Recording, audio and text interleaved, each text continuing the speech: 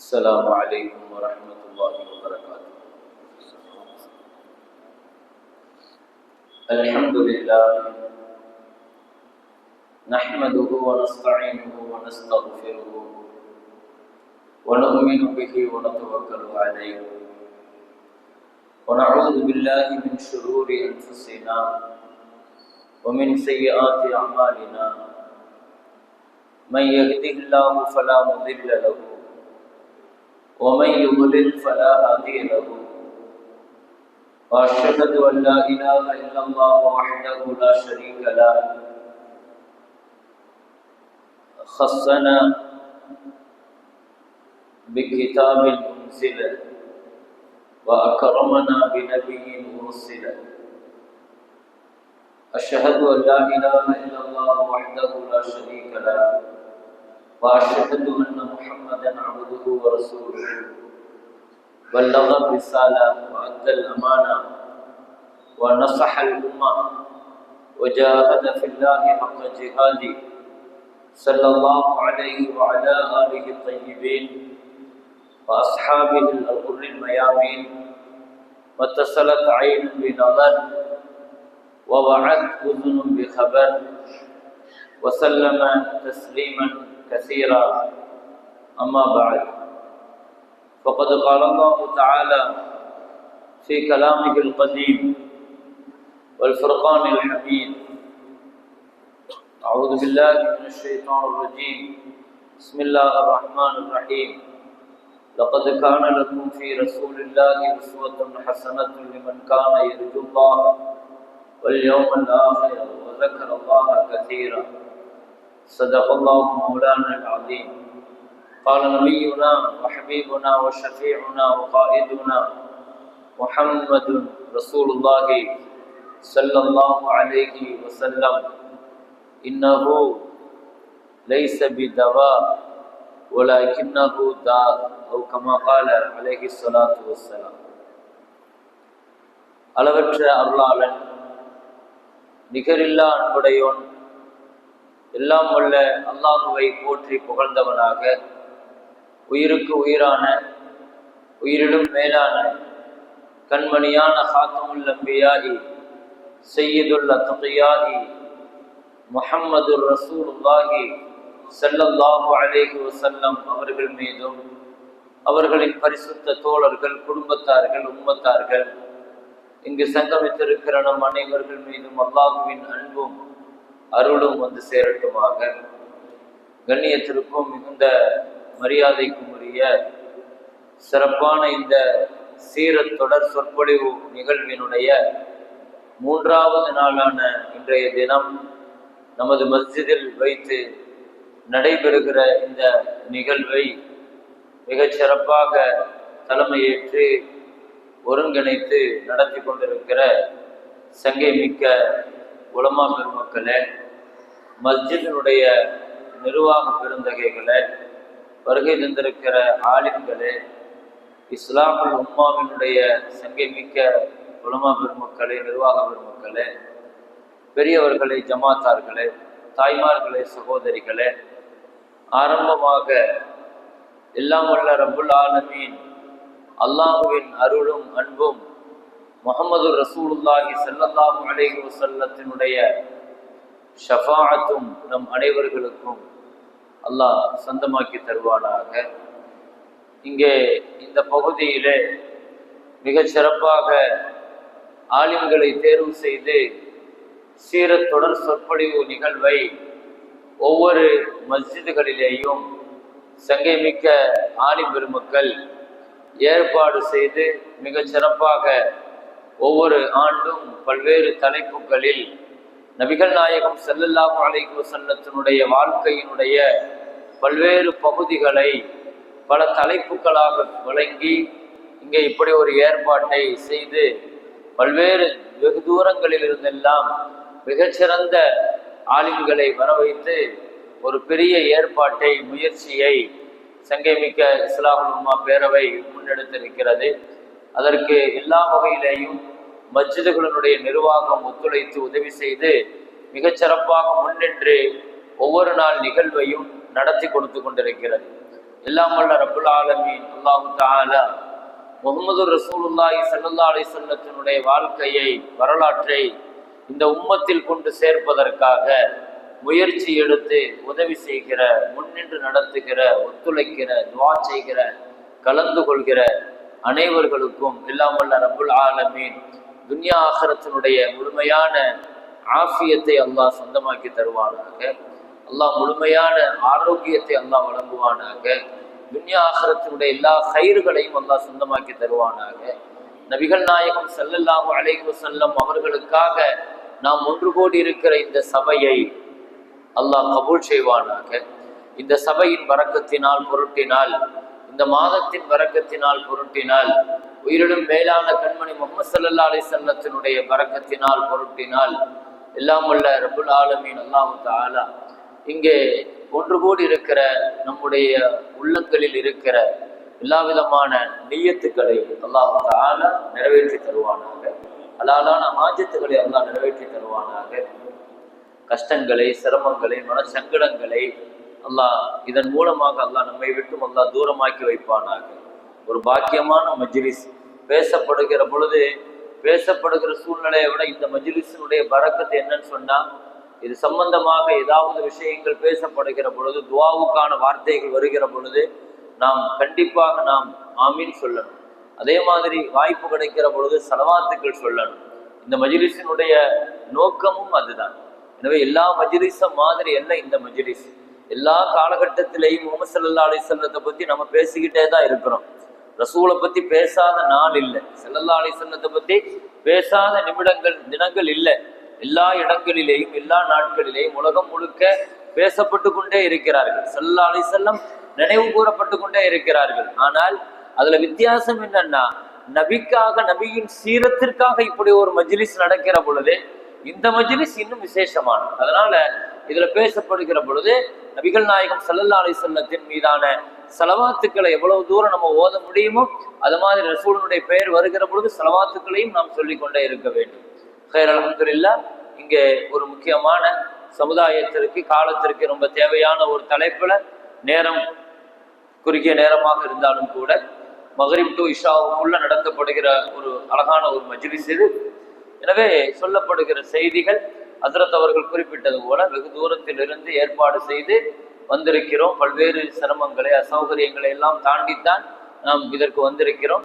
எனவே இவ்வளவு அசௌகரியங்களை தாண்டியும் நாம் பேசுகிற அந்த பொழுது சொல்லப்படுகிற செய்திகள் இன்ஷா அல்லாஹ் பொதுவாகவே ஒரு சஃபராலியினுடைய செய்திகள் என்பது அல்லாஹ்விடத்தில் ரொம்ப ஒப்புக்கொள்ளப்பட்டது. எனவே அல்லாஹ் என்னென்ன விஷயங்களை சமுதாயத்திற்கு தர வேண்டும் என்று அல்லாஹ் விரும்புகிறானோ, எனவே அந்த வார்த்தைகளை அல்லாஹ் வெளிப்படுத்துவதற்கு எல்லாம் வல்ல ரப்புல் ஆலமீன் எனக்கு தௌஃபீக் செய்ய வேண்டும் என்று ஆரம்பமாக அல்லாஹ்வின் மீது நம்பிக்கை வைத்து துஆ செய்து, இன் உரீது இல்லல் இஸ்லாஹ மஸ்ததஅது வமா தௌஃபீகி இல்லா பில்லாஹ் அலைஹி தவக்கல்து இலைஹி உனீப். கண்ணியமிக்க மேலான பெருமக்களே, சமூகம் இன்றைக்கு சந்திக்கிற ஒரு பெரிய நெருக்கடியை குறித்து, சமுதாயத்தில் இன்றைக்கு ஊடுருவி இருக்கிற ஒரு மோசமான ஒரு கேன்சர் நோய் போன்று பரவி கொண்டிருக்கிற இந்த போதை பொருட்கள் குறித்து, போதைக்கு சமூகத்தில் குறிப்பாக இளைஞர்கள் எவ்வளவு தூரத்திற்கு இதுல அடிமைப்பட்டு கிடக்கிறார்கள் என்பதை குறித்து நிறைய பேசிக்கொண்டே இருக்கிறார்கள். சமூகம் இளைஞர்களுடைய விஷயத்துல, குறிப்பாக உலமாக்கள் ரொம்ப பெரிய அளவுல கவலையை முன்னெடுக்கிறார்கள். இளைஞர்களுடைய வாழ்க்கையை ஆக்கிரமித்து நிற்கிற இந்த போதை என்ற இந்த பொருட்களினுடைய மிக மோசமான இந்த நிகழ்விலிருந்து, இந்த பழக்க வழக்கங்களிலிருந்து, இந்த அடிமைத்தனத்திலிருந்து சமுதாயத்தை, இளைஞர்களை எப்படி மீட்டெடுக்க வேண்டும் என்ற கவலையில் தான் இந்த தலைப்பு தரப்பட்டிருக்கிறது. உண்மையில் நபிகள் நாயகம் ஸல்லல்லாஹு அலைஹி வஸல்லத்தினுடைய சீரத்தை ஒட்டி, ரசூலுடைய வாழ்க்கையை ஒட்டி இப்படியான ஒரு தலைப்பு தரப்பட்டிருக்கிறது என்று சொன்னால், இந்த தலைப்பினுடைய பின்னணியில ஒரு அழுத்தமான செய்தி இருக்கிறது. அது என்னவென்றால், நபிகள் நாயகம் ஸல்லல்லாஹு அலைஹி வஸல்லம் எல்லா துறைகளிலேயும் வென்று காட்டியது போல உலகத்தில் போதை இல்லாத ஒரு சமுதாயத்தை இந்த உலகத்தில் உருவாக்கிய தலைவர் முஹம்மது ஸல்லல்லாஹு அலைஹி வஸல்லம். போதையினுடைய வாடையே இல்லாத ஒரு சமூகத்தை இந்த உலகத்தில் உருவாக்க வேண்டும் என்று ஆசைப்பட்டார்கள் மாத்திரமல்ல, அதை சமூகத்தில் உருவாக்கி விட்டு சென்றார்கள். இன்றைக்கு ஒரு பெரிய சவாலாக இருக்கிறது. பெரிய அளவில் பயப்படுகிறோம். இதை மீட்டெடுப்பது என்று தெரியவில்லை. உண்மையில் சொல்ல போனால் இது கண்டிப்பாக ரொம்ப ஆபத்தான விஷயம். என்ன, இதுல அரசாங்கம் நமக்கு ஒத்துழைக்கவில்லை. அரசாங்கம் செய்கிற நடவடிக்கைகளோ அல்லது அரசாங்கத்தினால போதையை ஒழிச்சிடலாம் அது எடுக்கிற நடவடிக்கைகளோ கண்டிப்பாக சாத்தியமில்லாத விஷயங்கள்.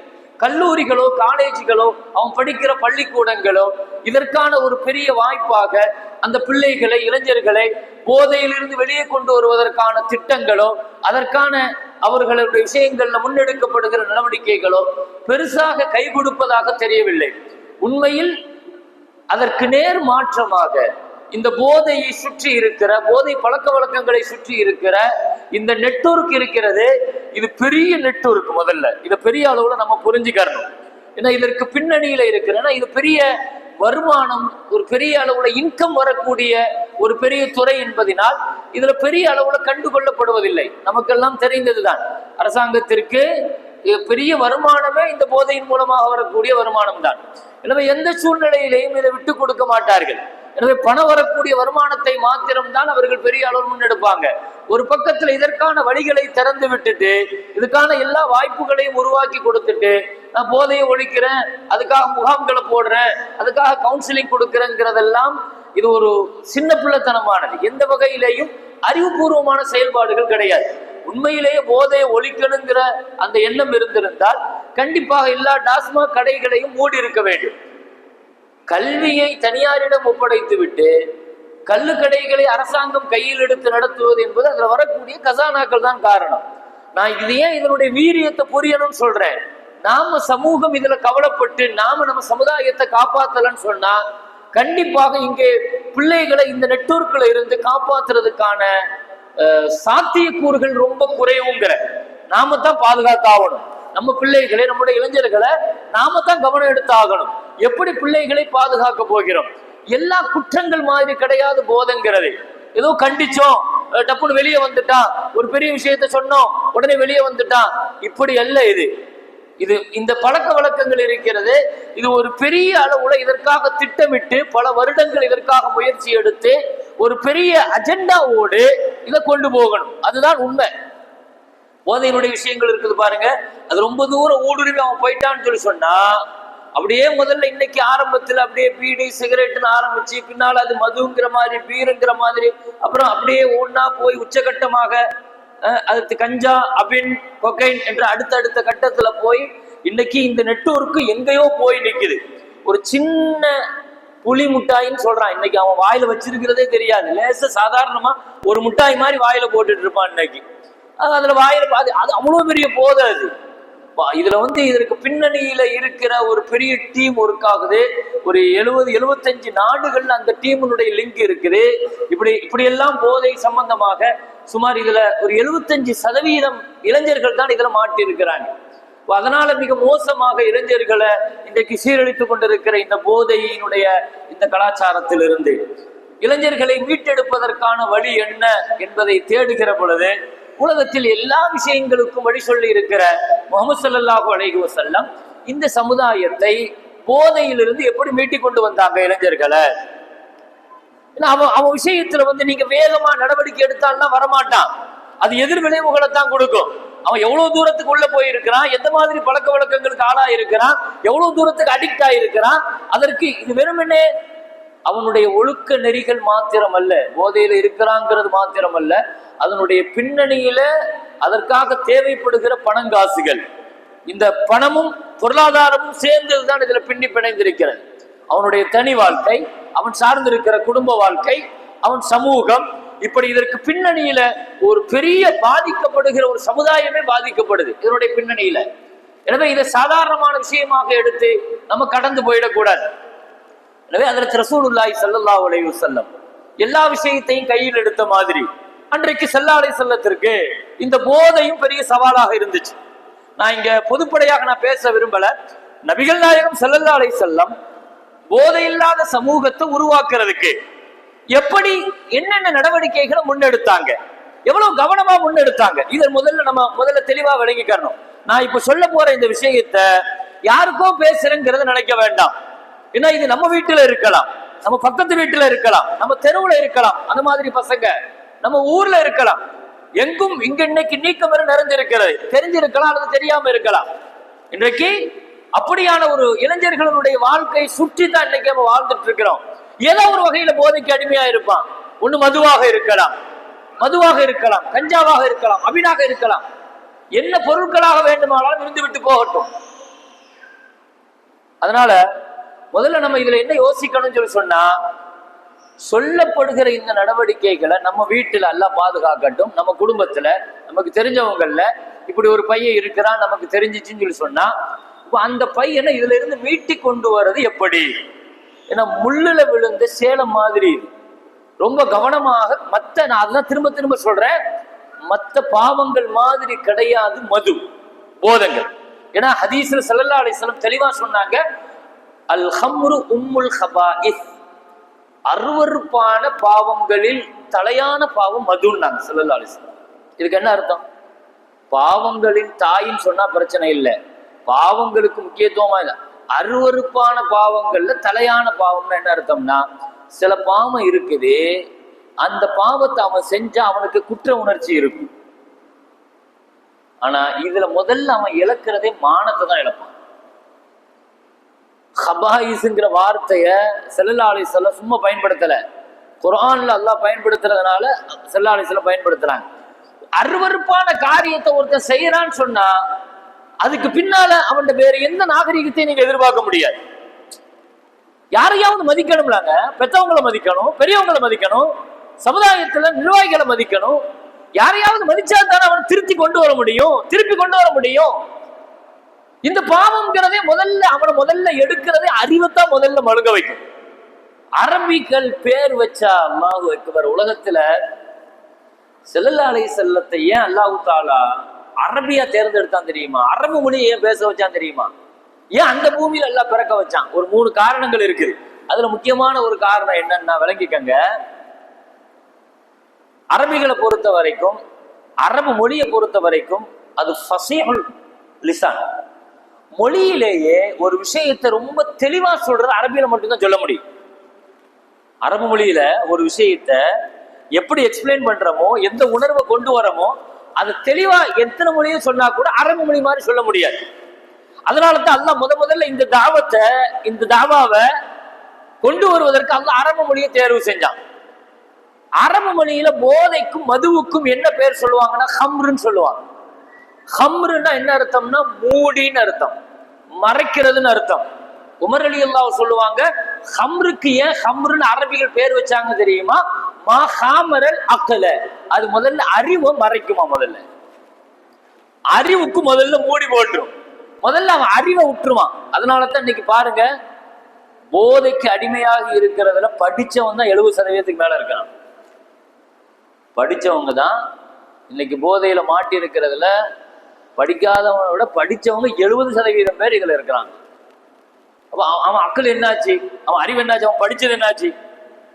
முதல்ல அந்த அறிவுக்கு தான் முதல்ல மூடி, முதல்ல அதை மறைச்சிரும். முதல்ல அதை மறைச்சிட்டாலே அதுக்கு பிறகு உம்முல் ஹபாயிஸ், அது ஒரு அருவருப்பானதுன்னு தெரியாது, அநாகரிகமானதுன்னு தெரியாது, தாய் எதுன்னு தெரியாது, தாரம் எதுன்னு தெரியாது, சமூகத்துக்கு முன்னால இப்படி செய்யறவன் தெரியாது, இப்படி கெட்ட வார்த்தை பேசுறவன் தெரியாது. அறிவு இல்லைன்னா ஒருத்தனுக்கு என்னங்க இருக்கும்? ஒரு மனுஷனை பாதுகாக்கிறதே அறிவு தான். ஒரு மனுஷனை அல்லாஹ் தஆலா முதல்ல நஃப்ஸ படைச்சான், பின்னால அறிவு படைச்சான். நஃப்ஸ படைச்சு முன்னாலவான்னு சொன்னா அது பின்னால போச்சு, பின்னால போன்னு சொன்னா அது முன்னால வந்துச்சு. அக்கலை படைச்சான், அறிவை படைச்சான், முன்னாலவான்னு சொன்னா முன்னால வந்துச்சு, பின்னால போன்னு சொன்னா அது பின்னால போச்சு. அல்லாஹ் சொன்னா முதல்ல என் சொல்ல மீறினது நீ தான் நஃப்ஸு, அதனால உனக்கு எஜமானனாக நான் அக்கலை வச்சிருக்கிறேன், அக்கல் எனக்கு கட்டுப்படும். அப்ப நஃப்ஸு பேச்சை கேட்காதீங்க, அறிவு பேச்சை கேட்டுதான் செயல்படணும். அது அப்ப நஃப்ஸுக்கு அறிவு தான் என்ன செய்யுது, வழி நடத்துது. அந்த அறிவுக்கே திற விழுந்துருச்சுன்னா, நான் இதையே எல்லா தலைப்புகள் மாதிரி நாங்க உட்கார்ந்து நான் உங்கள்கிட்ட பேசணும்னு நான் விரும்பல. நான் இதை ஒரு பயானாகவோ இதை ஒரு அந்த மாதிரி எடுத்துட்டு போகணுங்கிற மாதிரி, அல்லது கொஞ்ச நேரம் உட்காந்து பயானை ரசிச்சுட்டு போகலான்னு அப்படி தயவு செய்து அந்த நியத்துல வராதிங்க. சமுதாயம் ரொம்ப ஒரு பெரிய ஆபத்தான சக்கராத்து நிலையில கிடக்குது இந்த விஷயத்துல. இனியும் கவலைப்படலைன்னா சமுதாயம் பெரிய அதல பாதாளத்துக்கு போயிடும்.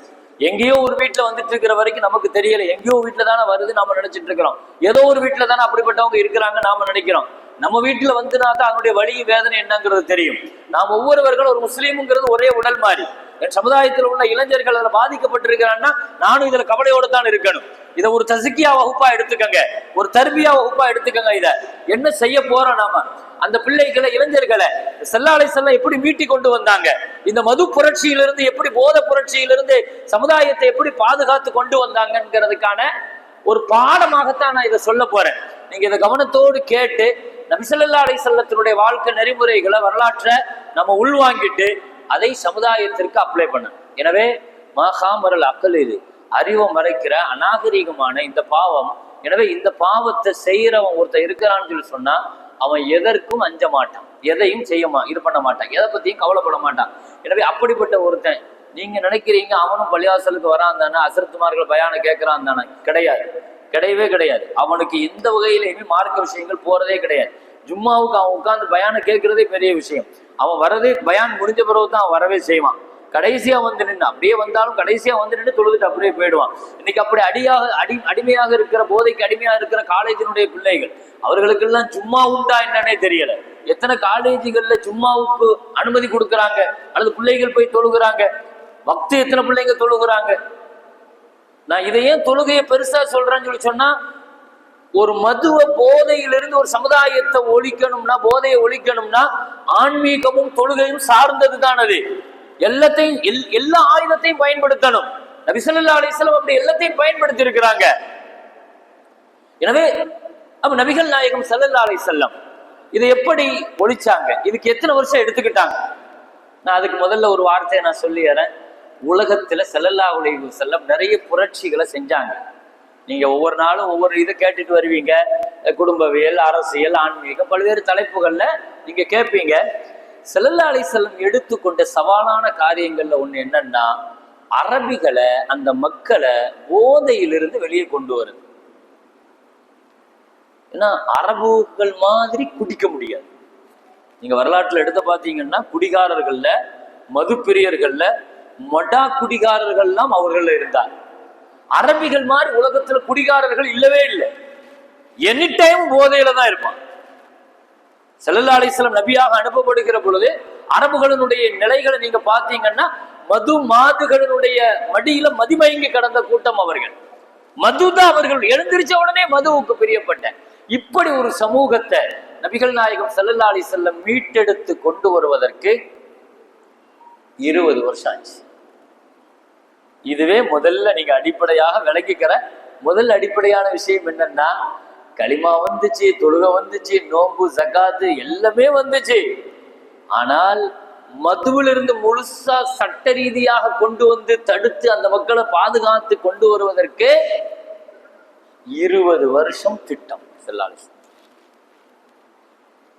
அதனால நான் என்ன சொல்றேன், இளைஞர்கள் மேல கவலைப்பட்டு ஒரு கூட்டம் போட்டோம், போதை ஒழிப்பு கூட்டம் நடத்தினோம், போதை ஒழிப்பு ஒரு மாநாடு நடத்திட்டோம், போதை ஒழிப்பு அவேர்னஸ் முகாம் நடத்தினோம், விழிப்புணர்வு, அல்ஹம்துலில்லாஹ் நம்ம வேலையை முடிச்சிட்டோம்னு நினைக்க கூடாது. இதெல்லாம் ஒரு கூட்டத்துல முடிகிற காரியம் இல்லை. நீங்க விளங்கணும். நான் இதை சொல்ற அநேகமா பிராக்டிக்கலா உங்களுக்கு இதை புரியும் நினைக்கிறேன்னா, ஏன்னா இது ஒரு கூட்டத்திலேயோ ஒரு பயான்லையோ அந்த பிள்ளைகளை இதை வெளியே கொண்டு வர்றது இல்ல, இது நமக்கு நோக்கம் அல்ல. இதன் தொடர்ச்சியாக நம்ம முன்னெடுக்க வேண்டிய திட்டங்கள் இருக்கு. இதுக்காக நம்ம பொறுமையாகத்தான் முன்னெடுக்கணும், ரொம்ப கவனமாகத்தான் முன்னெடுக்கணும். ஒவ்வொரு விஷயத்தையும் நபிகள் நாயகம் ஸல்லல்லாஹு அலைஹி வஸல்லம் எந்த அடிப்படையில் அதை எடுத்துட்டு போனாங்க என்பது ரொம்ப முக்கியமான விஷயம். நான் அதுக்கு முன்னால முதல்ல நான் ஒரு செய்தியை நான் தெளிவுபடுத்தியறேன். இந்த 20 வருஷம் ஏன் தேவைப்பட்டுச்சு? மக்காவுல இருந்த வரைக்கும் மது ஒழிக்கப்படவில்லை, மதீனாவுக்கு வந்த பின்னாலேயும் மது ஒழிக்கப்படலை. மது ஹராமுங்கிற தெளிவாக அல்லாஹ் டிக்ளேர் பண்ணது ஃபத்ஹ் மக்கா, மக்கா வெற்றி ஹிஜ்ரி 8ல, அதுக்கு கொஞ்ச நாளைக்கு முன்னால்தான் டிக்ளேர் ஆகும். மதீனால 8 வருஷம், மக்கால 13 வருஷம், சுமார் ஒரு 20 வருஷம், 21 வருஷம். என்ன நடந்துச்சு இந்த 20 வருஷத்துல? ஸல்லல்லாஹு அலைஹி வஸல்லம் எப்படி அடி எடுத்து வச்சாங்க? நபிகள் நாயகம் ஸல்லல்லாஹு அலைஹி வஸல்லம் இது எப்படி ஒவ்வொரு நிலையாக இதை எப்படி எடுத்துட்டு போனாங்க? முதல் விஷயம், ஆரம்பத்துல உண்மையிலேயே மதுவுல வந்த உடனே நீ அந்த பழக்கத்தை விட்டுருப்பா. ஏன்னா அப்ப பழகினா பிரச்சனை இல்லை, ஏற்கனவே பழகி உள்ள போயிருக்கிறான். 5 வருஷம் ஆயிருக்கும், 10 வருஷம் ஆயிருக்கும், 15 வருஷம், 20 வருஷம், இப்படி போதைக்கு அடிமையாகி உள்ள இருப்பான். அப்படி இருந்தவன நீங்க ஒரு இதுல நீ மது அது ஹராம் அப்படின்னு சொன்னாலும் வெளியே வர மாட்டான். போதை ஹராம், கஞ்சா ஹராம், உன்னை கெடுத்துரும் இப்படின்னு சொன்னாலும் வெளியே வர மாட்டான். ஸல்லல்லாஹு அலைஹி வஸல்லம் அதுக்காகத்தான் அணுவணுவாக இதை முதல்ல எப்படி எப்படி ஸ்டெப் எடுத்து வச்சாங்க. குர்ஆன் இது எப்படி முன்னெடுத்துச்சு. இஸ்லாம் இந்த போதை ஒழிப்புல உலகத்துல ஜெயிச்சு காமிச்சிச்சு. பொருளாதாரத்துல செஞ்ச மாதிரி இஸ்லாம் போதை ஒழிப்புலையும் ஜெயிச்சு காமிச்சிச்சு. போதை இல்லாத ஒரு சமூகத்தை உருவாக்குனாங்களே நபிகள் நாயகம் ஸல்லல்லாஹு அலைஹி வஸல்லம். ஆரம்பத்துல விழிப்புணர்வு தான் ஏற்படுத்தப்பட்டுச்சு. இது ஆரம்ப நிலை மட்டும்தான். இந்த விழிப்புணர்வுனா என்ன, ஹம்ருனுடைய வீரியம் என்ன, அதனுடைய மோசமான நிலை என்ன, அது பெரிய பாவம், அதை செய்யக்கூடாது, அது நரகத்தினுடைய, அப்படி குடிக்கிறவங்க மது குடிக்கிறவங்க நரகத்தினுடைய சீல்சலங்கள் அவர்களுக்கு தரப்படும், கபூர்ல இப்படி உண்டு, இந்த மாதிரி நிலையில மூத்தாயிட்டா அவர் காபிது வசனின், அது சிலை வணங்கிய போல மூத்தாயிடுவாரு, மது இருக்கிற நிலையில, போதையான நிலையில, இந்த மாதிரியான ஹதீஸுகள் நிறைய இருக்குது. இது அவேர்னஸ், விழிப்புணர்வு. ஆனா இது மட்டும் தீர்வு கிடையாது. இது முதல் தீர்வு. முதல்ல இந்த மாதிரியான கூட்டங்கள் நடத்துறது, விழிப்புணர்வு கூட்டங்கள் நடத்துறது, பயான்கள் நடத்துறது, அவங்களுக்கு அதுக்குள்ள அதனுடைய கஷ்ட நஷ்டங்களை எடுத்து சொல்றது, இது ஒரு நிலைப்பாடு. இதை மட்டுமே நின்று நான் பேச விரும்பல. ஏன்னா இது மட்டுமே நோக்கம் அல்ல. அதை தாண்டி இப்படியே அதனுடைய அலுவலகானில் ஹம்ரி வல் மைசிரி, மது குறித்தும் சூதாட்டம் குறித்தும் நபியை உங்களிடத்தில் கேட்கிறார்கள். குல் நபியை நீங்கள் சொல்லுங்கள், இஸ்முஹுமா அக்பர் மின் நஃப்ரிஹிமா, இதனுடைய பாவம், இதனால் கிடைக்கிற கொஞ்சம் காசு பணத்தை விட பாவம் ரொம்ப பெருசு. அரசாங்கம் விளையாட்டு என்னன்னா, மதுனால வரக்கூடிய சம்பாத்தியத்தை விட அதனால நோயாளியாகி அரசாங்கம் செலவு பண்ணது பாருங்க, அதை விட மேலான காசு. அதனால ஏற்பட்டு அவன் நோயாளியாகி கவர்மெண்ட் செலவு பண்ணது பாருங்க, அது வரக்கூடிய வருமானத்தை விட அதிகமானது. அப்படி வரக்கூடிய பணம் அது அப்படித்தானே போகுது.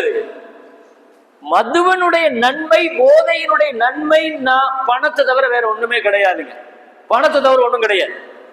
அப்ப நபிகள் நாயகம் ஸல்லல்லாஹு அலைஹி வஸல்லம் அந்த நபித்தோழர்களை அதுல இருந்து கொஞ்சம் கொஞ்சமாக தடை செய்யப்படல. குடிச்சுக்கிட்டு தான் இருந்தாங்க.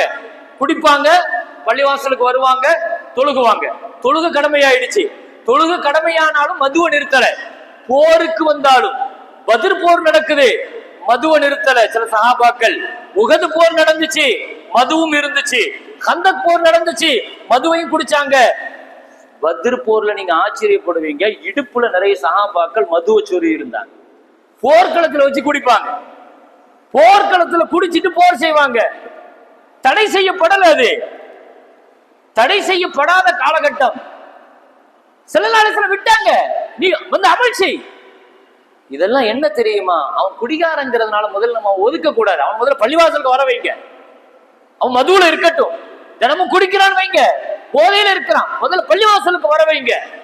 தொழுகையினுடைய முக்கியத்துவத்தை சொல்லுங்க, மஸ்ஜிதுக்கு வரட்டும். முதல்ல இந்த நிலைப்பாடு, இந்த நிலையை முதல்ல அவன் சமூகத்தை விட்டு ஒதுக்கிடக்கூடாது.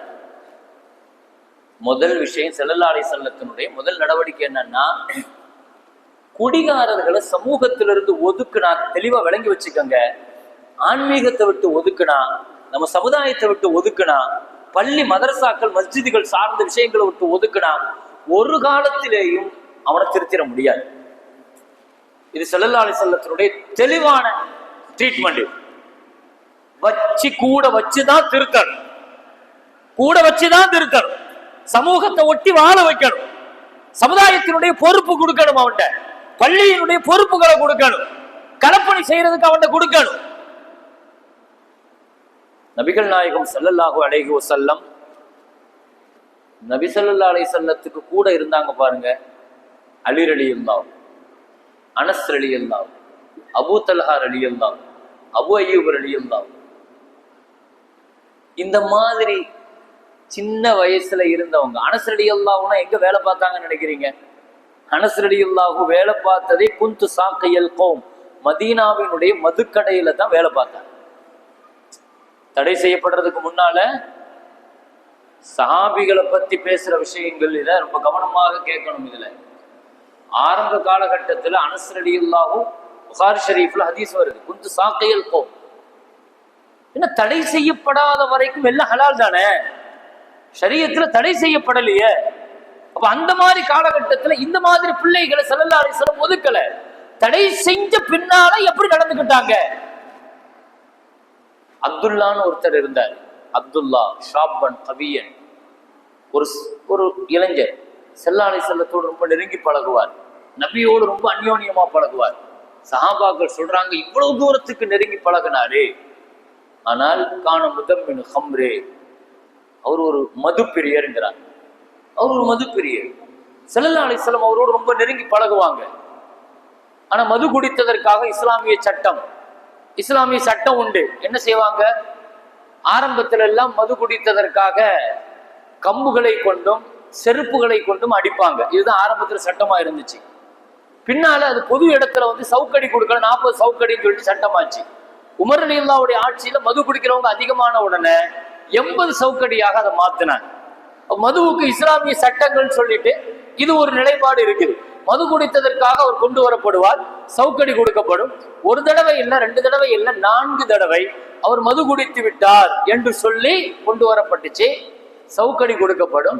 உமர் ரலியல்லாஹு கொஞ்சம் கோபப்பட்டு சொன்ன வார்த்தை தான், அல்லாஹும் மல்அன்ஹு மா அக்ஸர் மா யுதாபி, யா அல்லாஹ் இவரை சபிச்சு நாசமாக்கு. எத்தனை தடவை தான் இந்த பாவத்தை செய்யறாரு, திருந்த மாட்டுக்காராரு, திரும்ப திரும்ப குடிச்சுக்கிட்டே இருக்கிறாரு அப்படின்னு ஒரு வார்த்தையை சொன்ன உடனே இதை கேள்விப்பட்டு துடிச்சு போன முஹம்மது ஸல்லல்லாஹு அலைஹி வஸல்லம் சொன்னார்கள், தோழரே லா தல்அனுஹு, அவரை திட்டாதீர்கள், அவரை சபிக்காதீர்கள். ஃபஇன்னஹு யுஹிப்புல்லாஹ வ ரசூலஹு, அவர் மது குடிக்கலாம், ஆனால் அல்லாஹ்வையும் ரசூலையும் நேசிக்கிறார். இந்த ஹதீஸுக்கு என்னங்க அர்த்தம்? இந்த ஹதீஸுக்கு என்ன அர்த்தம்? நபி நினைச்சிருந்தா அவரை தூரமா வச்சிருக்கலாம், அவரை ஒதுக்கி வச்சிருக்கலாம். என்ன சொல்றாங்க? அல்லாஹ்வையும் ரசூலையும் உள்ள நேசம் அவர்கிட்ட இருக்குது. இன்னைக்கு இல்லாட்டாலும் ஒரு நாள் கண்டிப்பாக அந்த மஹப்பத்து, அந்த நேசம் அவரை அதுல இருந்து வெளியே கொண்டு வந்துடும்.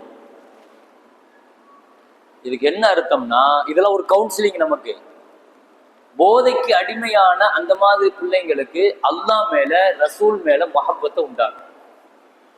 அல்லாஹ் ரசூல் மேல அன்பு வரணும். அன்பு வர மாதிரியான விஷயங்கள் அந்த பிள்ளைகளுக்கு சொல்லணும், நம்பிக்கை வர மாதிரி சொல்லணும், அல்லாஹ்வுடைய ரஹமத்தை பத்தி சொல்லணும், ஸல்லல்லாஹு அலைஹி வஸல்லத்தினுடைய மஹப்பத்தை பத்தி சொல்லணும். ஒரு நாள் இல்ல ஒரு நாள். எனவே அந்த காலகட்டத்துல மது குடிப்பார்கள், பள்ளிவாசலுக்கு வந்து தொழுகுவாங்க. இப்படித்தான் இருந்துச்சு. மார்க்க விட்டுட்டு இருந்துச்சு, போர் செய்வாங்க, மது தொடர்பு வச்சிருப்பாங்க. மார்க்க விட்டுச்சு, அப்படித்தான் விட்டுச்சு, அதுல இருந்தாங்க. அந்த காலகட்டத்துல தான் மதீனாவுக்கு வந்த பொழுது அப்துர் ரஹ்மான் இப்னு அவுஃப் ரலியல்லாஹுடைய வீட்டுல ஒரு விருந்து நடக்குது, ஒரு பார்ட்டி.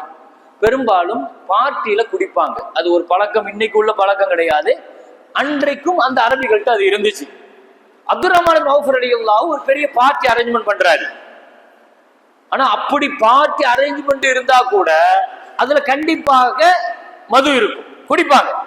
ஆனா தொழுகை நேரம் வந்துட்டுன்னு வைங்க, அங்கேயே ஜமாத் நடக்கும். இப்படித்தான் இந்த நிலையில தான் அப்படி ஒரு நிலை நடந்துச்சு. அப்போ அப்துர் ரஹ்மான் ரலியல்லாஹு அவங்களுடைய பார்ட்டி முடிஞ்ச உடனே தொழுகையினுடைய நேரம், மக்ரிபினுடைய நேரம், ஒரு சஹாபி தொலை வைக்கிறாரு.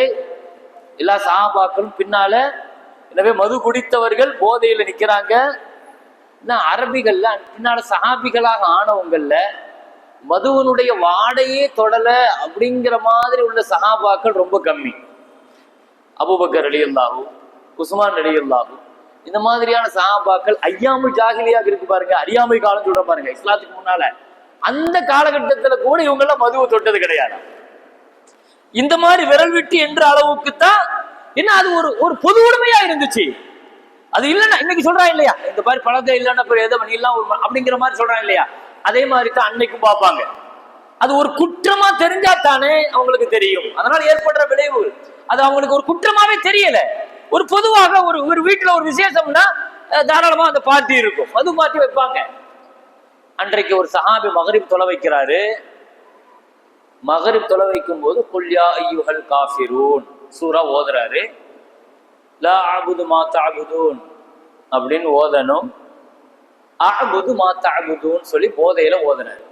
லா அப்படிங்கிறத விட்டுட்டார்.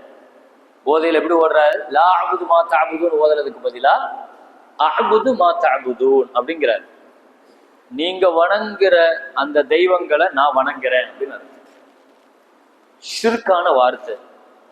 தொழுகையில எவ்வளவு ஒரு இதான ஒரு வார்த்தை, அர்த்தம் எப்படி மாறி போற வார்த்தை. இப்படி ஒரு வார்த்தையை சொன்ன உடனே அப்படியே பயங்கரமா இந்த பிரச்சனை சஹாபிகளுக்கு மத்தியில பெரிய அளவுல பரவுது. ரசூல் ஸல்லல்லாஹு அலைஹி வஸல்லத்தினுடைய கவனத்துக்கு போகுது. அப்போ அல்லாஹ் அதுக்கு அடுத்து என்ன சூழ நடவடிக்கை எடுக்க சொன்னான். என்ன நடவடிக்கை? அப்ப கூட பாருங்க, ஷிர்கான வார்த்தையை பயன்படுத்திட்டீங்க அப்படிங்கிற அந்த கோணத்துல அதை பாவமா எடுத்துட்டு போல. அந்த நேரத்திலையும் கூட ரொம்ப அழகான பயிற்சியை பாருங்க. குர்ஆன் சொல்லுது, யா அய்யுஹல்லதீன ஆமனு, மோமின்களே, லா தக்ரபுஸ் ஸலாத வ அன்தும் சுகாரா, போதையில இருக்கும் போது நீ தொழுகைக்கு வரக்கூடாது. போதை, இதுல ரெண்டு விஷயம். நீ போதையில இருக்கும் போது என் வீட்டுக்கு வராதன்னு ஒருத்தனை விரட்டுனா அவனுக்கு அது எவ்வளவு பெரிய கஷ்டமாக இருக்கும். அப்ப தொழுகைங்கிறது சஹாபிகளுக்கு உயிரை விட மேல மதிச்சாங்க. ஏன்னா அல்லாஹ் முதல்ல தொழுகையை பத்தியான இதை அல்லாஹ் உள்ளத்துல என்ன செஞ்சுட்டான்? தொழுகையை பத்தியான கண்ணியத்தையும் உயர்வையும் கல்புல அல்லாஹ் ஏத்திட்டான். முதல்ல ஸல்லல்லாஹு அலைஹி வஸல்லம் அந்த கண்ணியத்தை என்ன செஞ்சுட்டாங்க? முதல்ல கல்புல ஏத்திட்டாங்க. தொழுகை தான் எல்லாத்துக்கும். அப்படிப்பட்ட ஒருத்தங்கள்ட்ட போய் நீ பள்ளிவாசலுக்கு வராத, நீ தொழுகைக்கு வராத அப்படின்னு சொன்னா, ஆஹா, இந்த போதையினால, இந்த பழக்கத்தினால நம்ம பள்ளிவாசலை இழக்கிறோமே, தொழுகையை இழக்கிறோமே, அந்த கஷ்டம் முதல்ல வரும் பாருங்க. அல்லாஹ் அங்கதான் பயிற்சி கொடுக்கிறான். அவங்களுக்கு அந்த பயிற்சி தான் ஏற்பட்டுச்சு. மஸ்ஜிதுக்கு வராத, நீ தொழுகைக்கு வராத, காலமா தப்போடுவன, நீ என்ன சொல்றங்கிறது உனக்கே விளங்காத அளவுக்கு நீ நிலையில இருக்கும்போது என்ன செய்யாத. இந்த ஆயத்து இறங்குனதுக்கு பின்னால என்ன, இந்த ஆயத்து அவங்களுக்கு என்ன செஞ்சுச்சுன்னா, இந்த ஆயத்து இறங்கின உடனே திடீர்னு எல்லாம் அவங்க மதுவை நிறுத்தல. காலையில குடிப்பாங்க. காலையில குடிச்சா லுகர் வரைக்கும் டைம் இருக்குது, சரியா? அதுக்குள்ள போதை தெளிஞ்சிடும். பின்னால லுகர் பகல்ல ஃபுல்லா குடிக்க மாட்டாங்க, பின்னால நைட்டு குடிப்பாங்க, காலையில வரைக்கும் தெளிவாயிடும். இது என்ன ஆச்சுன்னு தெரியுமா? ஒரு நாளைக்கு 10 தடவை எனி டைமும் குடிச்சுக்கிட்டே இருக்கிறவங்கள இந்த தொழுகை கண்ட்ரோல் பண்ணிட்டு, என்ன கண்ட்ரோல் பண்ணுது? கண்டிப்பாக இதுக்காக நான் தொழுகையை விட முடியாது. சஹாபிகளை பாருங்க, தொழுகையை விட முடியாது, ஆனா பழக்கத்தையும் சீக்கிரம் விட்டுற முடியாது. அப்படித்தானே? ஒரு அரபியில ஒரு பழமொழி சொல்லுவாங்க, அல் இன்சானு அப்துல் ஆதத், மனுஷன் பழக்கத்துக்கு அடிமைன்னு சொல்லுவாங்க. எதுவுமே ஒரு பழக்கம் தாங்க. நம்ம பழகிட்டா எதுவா இருந்தாலும் அது நமக்கு லேஸ் ஆயிடும். தஹஜ்ஜத் தொழுகிறாங்களா, எப்படி பழக்கமாகுது? தஹஜ்ஜத்ங்கிறது பழக்கம் தான். அப்படியே தொழுதுகிட்டே இருக்கிறவங்க ஒரு நாள் தஹஜ்ஜத் தொழுவாம இருந்து பாருங்க, அவங்களுக்கு அது பெருசா தெரியும். அது ஃபஜ்ருக்கு எழுந்திருச்சு பழகி இருக்கிறாங்க, பழக்கத்துல எழுந்திருக்கான்னு வைங்க. சரி, முஸ்லீம்களை விடுங்க, முஸ்லீம் அல்லாத எத்தனையோ பேர் நடுராத்திரி 4 மணிக்கு எஞ்சிருவாங்க. பெரிய பெரிய தலைவர்களை நீங்க கேட்டு பாருங்க, அந்த 4 மணிக்கு அது பழக்கம். அது அவங்களுக்கு அது கஷ்டமா தெரியல. எனவே நான் இங்க நடத்துறது பயிற்சி வகுப்புகளை பிராக்டிக்கலா ஸல்லல்லாஹு அலைஹி வஸல்லம் எப்படி ஒழிச்சாங்கிறத ஒரு பாடமாக, ஒரு திட்டத்தோடு இதை முன்னெடுத்துட்டு போகணும். என்னாச்சு? இதுல 10 தடவை குடிக்கிறவங்க 2 தடவைன்னு பிக்ஸ் பண்ணாங்க. என்ன செய்வாங்க? இஷாவுக்கு பின்னால குடிப்பாங்க, காலையில கூட போதை தெரிஞ்சு போகும். பின்னால ஃபஜ்ருக்கு பின்னால குடிப்பாங்க. என்ன செய்வோம்? ஃபஜ்ருக்கு பின்னால குடிக்கிறவங்க கிட்டத்தட்ட ரொம்ப கம்மி. ஏன்னா வேலைக்கு போக வேண்டியது இருக்கு, பெரும்பாலும் ஒர்க்கு போவாங்க. வேலைக்கு போறதுனால வேலைக்கு போற நேரத்துல குடிக்க மாட்டாங்க அவங்கள பொறுத்த வரைக்கும். அதனால பெரும்பாலும் இரவு நேரங்கள் 2 நேரம் ஆச்சு, 2 நேரம் 1 நேரம் ஆச்சு. இப்படி சில காலங்கள் கழிஞ்சிச்சுங்க. இப்படி சில காலங்கள் போச்சு, குறிப்பிட்ட அளவுக்கு குறைச்சிச்சு. அப்படியே போய்கிட்டே இருக்கும்போது இன்னொரு பார்ட்டி, இத்பான் இப்னு மாலிக் ரலியல்லாஹு அன்ஹு ஒரு சஹாபி, அவர் வீட்டுல ஒரு பார்ட்டி நடக்குது. ஒரு பெரிய பார்ட்டியில அங்கேயும் மது இருந்துச்சு, குடிச்சாங்க. இந்த சஅத் இப்னு அபி வக்காஸ் ரலியல்லாஹுன்னு ஒரு சஹாபி, சாத் ரலியல்லாஹு. இந்த சஹாபாக்களை பத்தி இந்த இடத்துல நான் சொல்லும் போது நீங்க என்ன நினைக்கணும்னா, இது தடை செய்யப்படாத காலகட்டம், அதைத்தான் விளங்கணும். தடை செஞ்சிட்டா அல்லாஹ் ரசூலும் அல்லாஹும் தடை செஞ்சிட்டாங்க, அதுக்கு பிறகு எப்படி மாறினாங்கிறத தான் நீங்க கவனிக்கணும். ஏன்னா இதெல்லாம் பயிற்சியாக கொண்டு வந்து உத்பான் இப்னு மாலிக் ரலியல்லாஹுனுடைய வீட்டுல நடந்த அந்த பார்ட்டியில போதையில கவிதை படிக்கிறாரு சாத் இப்னு அபி வக்காஸ். அந்த கவிதையில போதையில இருக்கிறவங்க தான் வார்த்தைகள் எப்படிலாம் வரும் தெரியாத, ஏதாவது ஒரு பயங்கரமான ஒரு வார்த்தை வந்து விழ அது சண்டையா மாற, அது முஹாஜிர்களுக்கும் அன்சாரிகளுக்கும் சண்டையா மாற, ஒரு பெரிய குழப்பமாக அடிதடி கைகலப்பாக போதையில ஏதோ ஒரு வார்த்தையை சொல்லிட்டார் கவிதைங்கிற பேர்ல, அது ஒரு பெரிய சண்டையை கொண்டு வந்து இழுத்து விட்டுடுச்சு. கூஹூன் பெரிய அளவுல மதீனால அது ஒரு பெரிய 2 டீமா நிக்குது. அல்லாஹ் இந்த சந்தர்ப்பத்தை பயன்படுத்தி தான் அல்லாஹ் ஆயத்தை இறக்கினான். மதுவனுடைய மொத்தமாக தடை செய்யப்படுற ஆயத்தி இப்பதான் வருது. என்ன இறக்குனா அல்லாஹ்? சூரத்துல் மாயிதால யா அய்யுஹல்லதீன ஆமனு முஃமின்களே இன்னமல் ஹம்ரு மது வல் மைசிரு சூதாட்டம் வல் அன்சாபு சிலை வணக்கம் வல் அஸ்லாமு குறிபார்க்குதல் ஜோசியம் பார்க்குதல் ரிஜிசும் மின் அமலி ஷைத்தான், இது பூரா ஷைத்தானுடைய அருவருப்பான செயல். ஃபஜ்தனிபூஹு, விலகிக்கங்க நல்லா உத்தரவு போட்டான். இது உத்தரவு, விலகிக்கங்க. லஅல்லக்கும் துஃப்லிஹூன், ஜெயிப்பீங்க. இவ்வளவு கடுமையாக சட்ட ரீதியான ஆயத்து இதுவரைக்கும் வந்ததில்லை. அதுக்கு அடுத்த ஆயத்தை பாருங்க. இன்னமா யுரீது ஷைத்தானு, இந்த மதுவின் மூலமாக ஷைத்தான் அய்யூகிஅ பைனக்குமுல் அதாவத வல் பக்லாஅ, உங்களுக்கு மத்தியில விரோதத்தையும் கோபத்தையும் ஷைத்தான் ஏற்படுத்துறான். வயசுத்தக்கும் அன் திக்ரில்லாஹ் வானிஸ்ஸலா, தொழுகையை விட்டும் அல்லாஹ்வுடைய zikரை விட்டும் உங்களை அவன் தடுக்கிறான். ஃபாலந்து முன்தகும், விலகிக்கிடுவீங்க தானே அல்லாஹ் கேட்டான். ஒரு சட்டத்தை சொல்லிட்டு இங்கதாங்க நீங்க கவனிக்கணும். அல்லாஹ் சட்டம் சொல்றான், அதே சமயத்துல அதுல ஒரு இரக்கத்தையும் பாருங்க. ஃபஹலந்தும் முன்தகூன், விலகுவீங்க தானே. அல்லாஹ் இப்படி கேட்கணும், என்னங்க தேவை? மது பிரியர்கள்ட்ட போதை பிரியர்களை அதுல இருந்து வெளியே கொண்டு வருவது போது இரக்கமும் கனிவும் நமக்கு இருக்கணும். இந்த வார்த்தை அதை சொல்லுது. கிடைச்ச சந்தர்ப்பத்தை அற்புதமா பயன்படுத்தி அல்லாஹ் மது ஒழிப்பு சட்டத்தை அல்லாஹ் அறிமுகப்படுத்திட்டான்.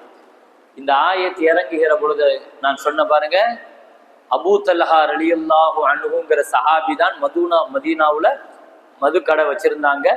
நான் குந்து சாக்கையில் கோம் ஊத்திட்டு இருந்தேன். ஒருத்தர் ஓடி வந்து இப்படி ஒரு ஆயத்து இறங்கிடுச்சுன்னு சொன்ன உடனே கையில வச்சிருந்தவங்களுடைய பாட்டில் கீழே விழுந்துச்சு, வாயில வச்சிருந்தவங்க துப்புனாங்க, தொண்டைக்குழியில போனவங்க அப்படியே வாமிட் எடுத்தாங்க. பெரிய பெரிய தேக்சாக்கள்ல வச்சிருந்த மதுவை அப்படியே கொட்டினாங்க. மதீனா முழுக்க அன்றைக்கு ஆறுகளாக ஓடிச்சு. மதீனா முழுக்க அன்றைக்கு மதுவாறுவாக ஓடிச்சு. அல்லாஹ் தடை செஞ்சா அதுல இருந்து அந்த மக்கள் வெளியே வந்தாங்க.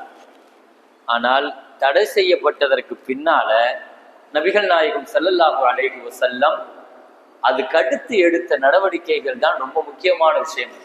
சஹாபிகளுடைய உள்ளத்துல அதை பதிய வைக்கிற மாதிரி சில காரியங்களை நபிகள் நாயகம் ஸல்லல்லாஹு அலைஹி வஸல்லம் சொன்ன அந்த விஷயம் தான் ரொம்ப கவனிக்கணும். மது வந்துருச்சு இல்லையா, தடை வந்துருச்சு. தடை வந்ததற்கு பின்னால ஸல்லல்லாஹு அலைஹி வஸல்லம் சில சட்டங்களை நியதிகளை சஹாபிகளுக்கு சொன்னாங்க.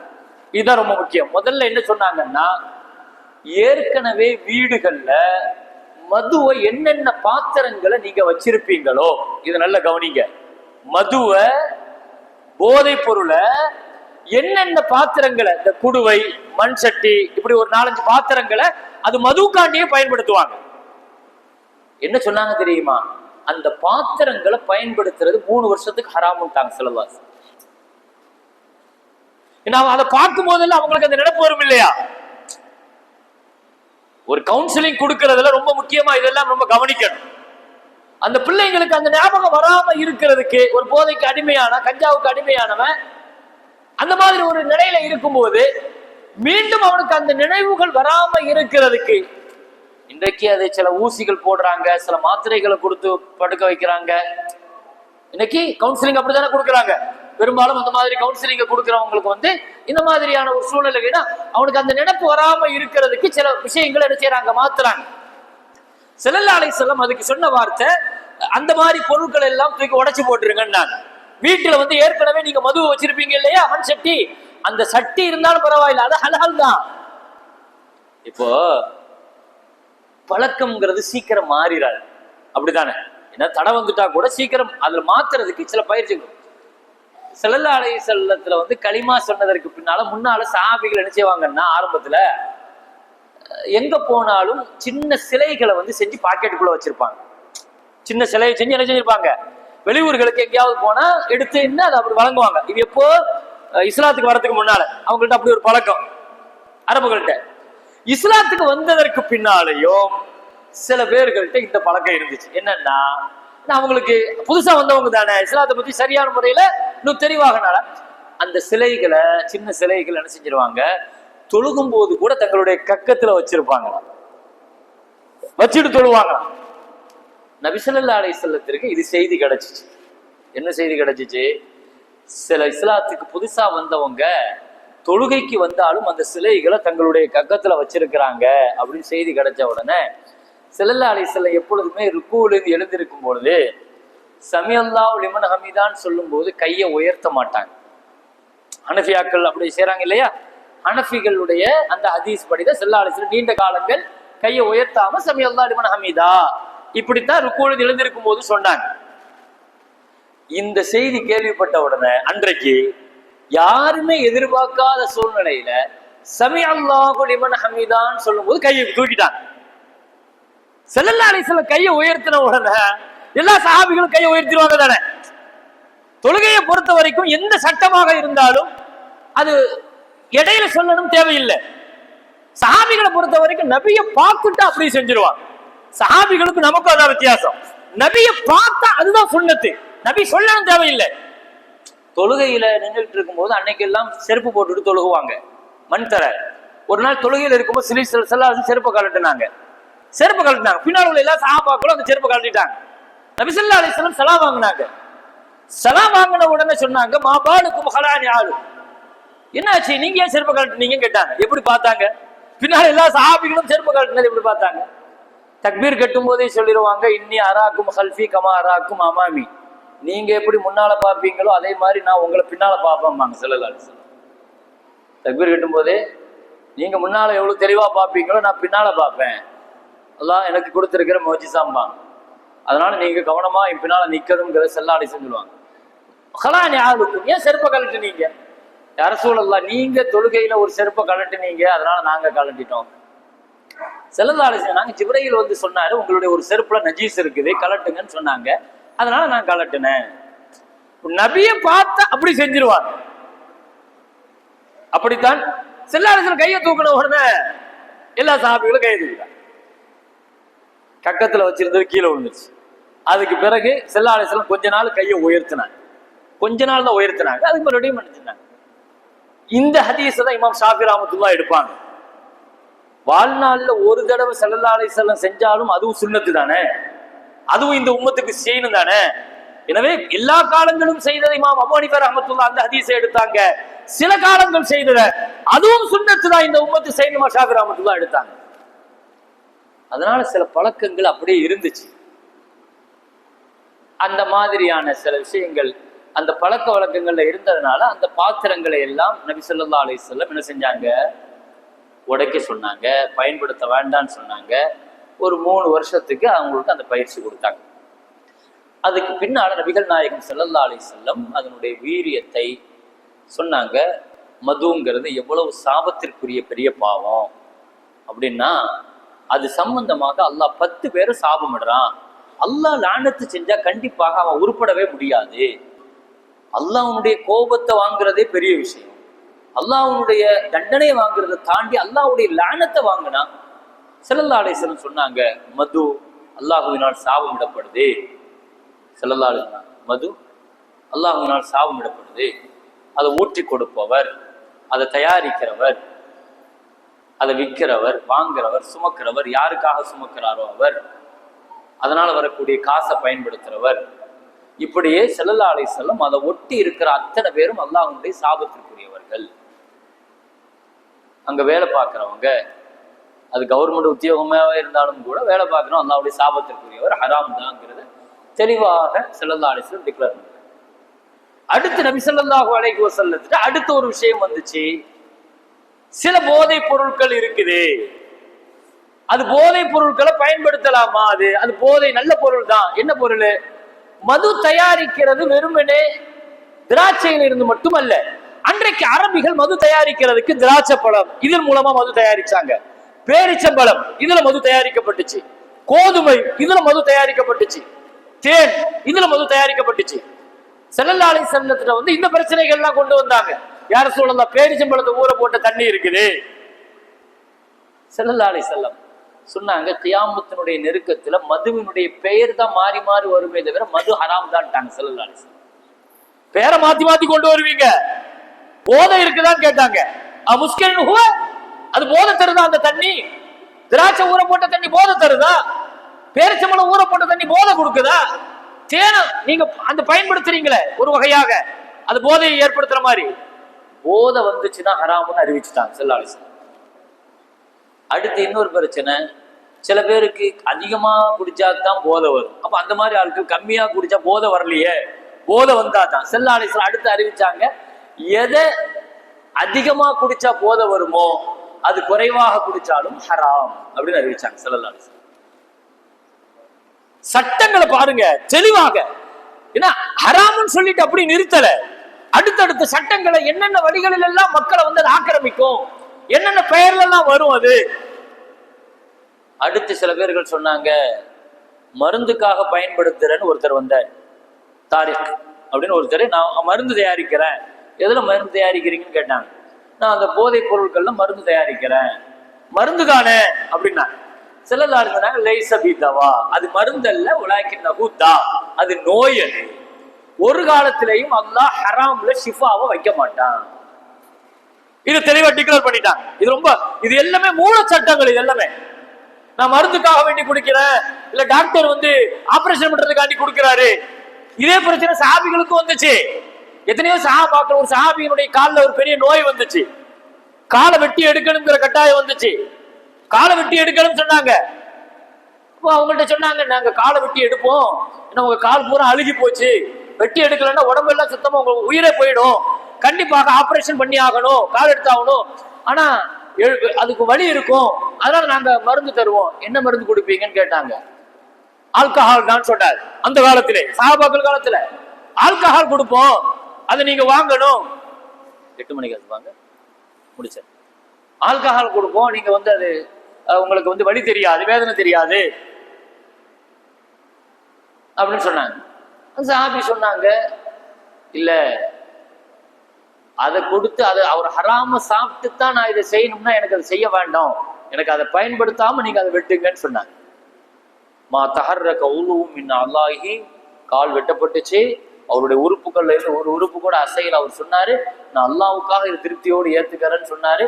அந்த காலகட்டத்துல கால் வெட்டப்பட்ட காலை தம் மகன்கிட்ட கொடுத்து அந்த சஹாபி சொன்னாரு, நான் இந்த காலை வச்சு அல்லாஹ் பாவம் செஞ்சுட்டேன், அதனால இப்படி ஆயிட்டு நினைக்காத மகனே, நான் இந்த காலை கொண்டு எனக்கு தெரிஞ்சு நான் ஒரு பாவமும் செய்யலன்னு சொல்லி இதை குளிப்பாட்டி இதை கஃபன் செஞ்சு முஸ்லிம்களுடைய கபருஸ்தான்ல போய் இதை நீ புதைச்சிட்டு வா, தஃபன் செஞ்சுட்டு வா, என் உறுப்புல ஒரு உறுப்பு சொர்க்கத்துக்கு முந்திடுச்சுன்னு சொன்னார் அந்த சஹாபி. அவ்வளவு உறுதியா இருந்தாங்க. எனவே ஒரு காலத்திலேயும் அல்லாஹ் ஆரோக்கியத்தை மதுவில் அல்லாஹ் வச்சதே இல்லை. போதை தரக்கூடிய பொருட்கள்ல மருந்தாகவும் பயன்படுத்துவதற்கு மார்க்கத்துல தெளிவாக அனுமதி இல்லை. ஷிஃபா தெளிவா சொல்லிட்டாங்க, அதுல ஷிஃபா கிடையாது.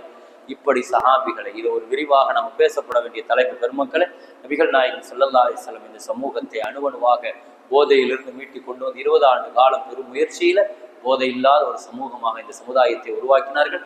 எல்லாம் உள்ள ரப்புல் ஆலமீன் அப்படிப்பட்ட முஹம்மது ஸல்லல்லாஹு அலைஹி வஸல்லம் வழிகாட்டுதலில் இந்த சமுதாயத்தை வழிநடத்த அல்லாஹ் தௌஃபீக் செய்வானாக. அதற்கு இந்த கூட்டத்தை அல்லாஹ் காரணமாக்கி வைப்பானாக. ஆகிரு தஅவானா அல்ஹம்துலில்லாஹி ரப்பில் ஆலமீன். அஸ்ஸலாமு அலைக்கும்.